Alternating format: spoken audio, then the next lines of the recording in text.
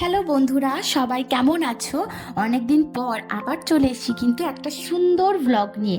আমার ছাদ বাগানের ভিডিও করতে আমি বরাবরই ভালোবাসি, আর তোমরাও কিন্তু আমার এই ভিডিওগুলোতে অনেক ভালোবাসা দাও। তার জন্য আমি অনেক অনেক খুশি। ভীষণ মনে হয় যে মন থেকে আমি ভিডিওগুলো বানাই, জানো। তার কারণ আমার দর্শক মানে আমাকে যারা ভালোবাসে তারা আমার যে ভিডিওগুলো দেখতে চাইছে, আমি তাদের জন্য দিন রাত এক করে মনে হয় সারাদিনের পরে কাজ যতই থাকুক এই ভিডিওগুলো একটু এডিট করে না তোমাদেরকে দেখালে আমার নিজেরও ভালো লাগে না। তবে জানো তো, ছোট বয়স থেকে মানে যেভাবে আমি একটু মানে সেকেলের বা একটু মডার্ন যে জিনিসগুলোকে একটু অ্যাকসেপ্ট করতে টাইম লাগে, আমার না সেই ছোটোবেলাকার জিনিসগুলোতে বেশি ভালো লাগে। যেরকম গাছের প্রতি যত্নটা আমার বাবা মা আমাকে ছোটোবেলা থেকে শিখিয়েছে।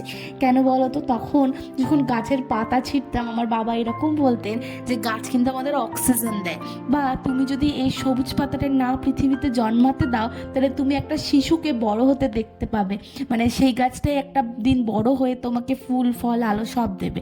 তো এগুলো উনি বোঝাতেন। যাই হোক, আমি মায়ের সাথে সেদিনে গেছিলাম কাশীপুর উদ্যান, তোমাদেরকে আমি ভিডিওতে বলেও ছিলাম।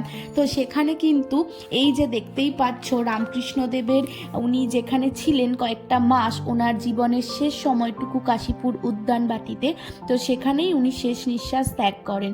তো এটার বিশেষত্ব হলো, আমি জানি আপনারা জানেন, তাও আমি বলছি যারা জানো না তাদের জন্য, যে সেখানে উনি ওই যে আম গাছটা দেখালাম প্রথমে ঢুকতেই, ওখানে উনি শেষকালে ভক্তদের সাথে দেখা করেছিলেন এবং সেখানে উনি কল্পতরু হয়েছিলেন। মানে যার যা মনের ইচ্ছা উনি সমস্ত কিছু পূরণ করেছিলেন, এবং যাদের জটিল রোগ ছিল, সমস্যা ছিল, তাদের উনি একদম ভালো করে দিয়েছিলেন, এটাই বলা হয়। আর এগুলো কিন্তু গল্প কথা নয় বন্ধুরা, এগুলো একদম সত্যি। এই যে ঠাকুর এই ঘরটায় শেষ সময়ে থাকতেন, আর নিচের ঘরে থাকতেন বিবেকানন্দ, সারদা মা এবং তাদের অনেক ভক্তরা।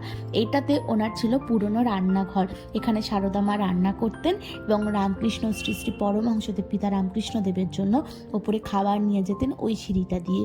তারপর একদিন ঘটনা হয়েছিল, উনি যেতে যেতে পড়ে গেছিলেন, এই সিঁড়িটাতে মা পড়ে গেছিলেন এবং খাবারও পড়ে গেছিল। তখন ঠাকুর বলেছিল, আমি আমার মৃত্যুর 3 দিন আগে পর্যন্ত কোনো খাবার খাবো না, তখনই বুঝবে আমি আস্তে আস্তে চলে যাচ্ছি। তখন সেদিন মা বুঝতে পেরেছিলেন যে উনি হয়তো এবার আমাদেরকে ছেড়ে চলে যাওয়ার, ওনার পরলোক গমন করার সময় হয়েছে, ওনার সুস্থূল দেহ ত্যাগ করার সময় হয়েছে, উনি এবার সকলের মধ্যে সূক্ষ্ম শরীরে বাস করবেন। এখানে অনেক কিছু লেখা আছে। যাই হোক, রামকৃষ্ণদেবের কথা এবং বাণী সবসময় চেষ্টা করবে বই থেকে পড়ার।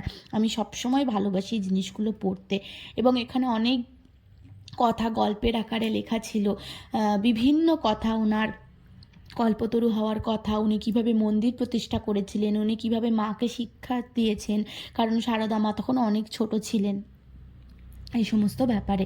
যাই হোক, জানো তো, ছোটোবেলাটা ভাবলে মনে হয় আমিও অনেক ধনী ছিলাম, তাই না বলো? হালকা বৃষ্টির জমে থাকা জলে আমরাও কিন্তু 3-4টে নৌকা জাহাজ জলে ভাসাতাম, তাই না বলো? প্রাসাদ অট্টালিকা আমিও বানাতাম, হয়তো সেগুলো বাবার পুরনো ফেলে দেওয়া সিগারেটের প্যাকেট বা মাটি দিয়ে, তাই না বলো? কিন্তু সেটা একেবারেই আমার ছিল। আমার দাদা একবার আমায় বানিয়ে দিয়েছিল, জানো, এই ছোট্টবেলাকার একটা ছোট্ট অট্টালিকা। সেখানে উনি, আমার দাদা বানিয়েছিল আমার বাবার ফেলে দেওয়া সিগারেটের প্যাকেট দিয়ে। যাই হোক, সেটা বৃষ্টির জলে ধুয়ে চলে গেছিল। সংসার আমিও কিন্তু করেছি, জানো, 3-4টে পুতুলের বিয়ে কিন্তু দিয়েছি, তাদেরকে খাওয়ানো থেকে শুরু করে স্কুল যাওয়া আর বিয়ে সবটাই আমি নিজে করতাম, জানো। কাগজের হলে কি হবে, বিমান আমিও ওড়াতাম আকাশে। তবে খুব কম দূরত্বেরই বিমান ছিল সেগুলো, মানে যেগুলোকে বলা হয় ডোমেস্টিক। যাই হোক, তোমাদের সাথে অনেক ছোটবেলাকার কথা শেয়ার করে খুব ভালো লাগলো। আচ্ছা, এবার তোমরা বলো তো, কে কে কাশীপুর উদ্যান গেছো, আর সেখানে গিয়ে তোমাদের কেমন লেগেছে? আমি চেষ্টা করেছি পুরো ভিডিওটাতেই সবটা দেওয়া। সেখানে আবার 1 জানুয়ারিতে কল্পতরু মেলা বসে এবং উৎসব হয়। প্রচুর বড় উৎসবটা। যাই হোক, তোমরা যদি যেতে চাও তাহলে তোমরা যেতে পারো। সেখানে গেলে নাকি সমস্ত মনের ইচ্ছা পূরণ হয়।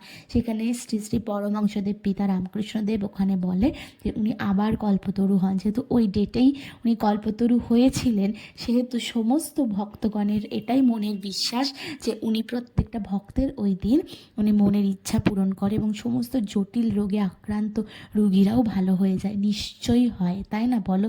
আমার মন থেকে কিন্তু খুব বিশ্বাস। আমার যেহেতু বাবা এবং মা দুজনেই পরমহংসদেব রামকৃষ্ণদেব এবং সারদা মায়েরই দীক্ষিত, তো ছোটোবেলা থেকে অনেক গল্প পড়েছি জানো ওনাদেরকে। তবে জীবনে এটুকুই বুঝেছি, ঠাকুর বলে গিয়েছিলেন পারলে জীবনে বটগাছ হবি, সকলকে ছায়া দিবি। মানে উনি এটাই বোঝাতে চেয়েছিলেন মানুষকে ভালোবাসবি, কোনো জিনিসটা তোর বলে একার মনে করে রেখে দিবি না, জিনিসটা সকলের মধ্যে ভাগ করে দেওয়ার চেষ্টা করবি। আমি জানো তো ওনার এই কথাগুলোকে না কতটা মানতে পারি সেটা জানি না আজকালকার দিনে, তবে সবসময় মনে হয় যে কোনো একটা বাক্য যদি ওনার মেনে চলি জীবনে একটু হলেও উন্নতি হবে। আমিও তোমাদেরকে বলবো, তোমাদের যে কোনো একটা ওনার যে কোনো বাণী তোমরা যদি মেনে চলো চিরকাল ধরে মনে রেখে, তাহলে দেখবে তোমরাও ঠিক অনেক দূর পৌঁছে